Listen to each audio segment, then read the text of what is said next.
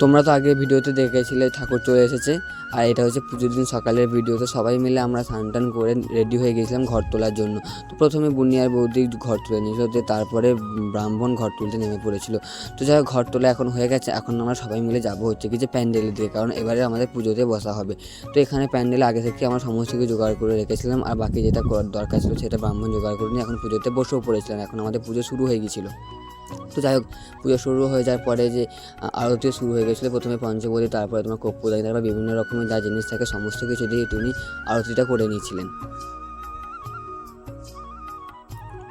তো তারপর আরতি হয়ে যাওয়ার পরে যেহেতু হোম হবে, তাই জন্য আমাকে বললো যে ঘিটা গলিয়ে ছড়া ঢেলে দেওয়ার জন্য, কারণ এরপর আরতি হবে। তো আমি ওনার কথা মতো ঘিটা গলিয়ে ছড়া ঢেলে দিয়েছিলাম। তো যাই হোক, তারপরে আরতির জন্য উনি কাঠগুলো সাজিয়ে নিয়েছিলেন, আর এখানে আমরা সবাই মিলে পুষ্পাঞ্জলি দেবো বলে বসে পড়েছিলাম।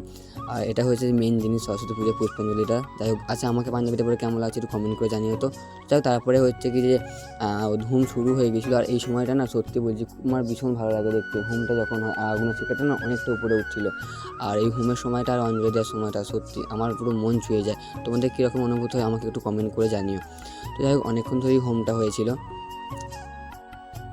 যাই হোক, হোম টোম হয়ে গেছিলো। তারপরে আমি আর কোনো ভিডিও নিইনি। একবার শেষকালে যখন পুজো হয়ে গেছিলো তখন ভিডিওটা নিলাম। এখন প্রসাদের জন্য সব কিছু আমরা গোছাচ্ছিলাম, কারণ এখানে অনেক কিছু, সবাইকে প্রসাদ দিতে হবে। তো যাই হোক, ঘরের পুজোটা কমপ্লিট হয়ে যাওয়ার পর আমরা আমাদের গ্রামের স্কুলে গেছিলাম একটুখানি ঠাকুরটা দেখার জন্য। আদিত্য গ্রামের স্কুলে ঠাকুরটা কতটা সুন্দর হয়ে যায়, তাই না? ঠাকুর যেমন তেমন এখানে ছোটো ছোটো বাচ্চারা পুরো আগের দিনের কথা মনে পড়ে গেলো। যখন আমরা ছোটো ছিলাম তখন আমরাও এইভাবেই আমরা স্কুলে আসতাম। দেখতে পাচ্ছি, এটা হচ্ছে যে আমার অলওয়েজ মানে যে আমার সঙ্গে থাকে ভাই, আর এখানে হচ্ছে আমি। যাই হোক, আজকের মতো ভিডিওটা এখানেই শুরু করলাম। তোমার সরস্বতী পুজো কেমন কাটলো একটু কমেন্ট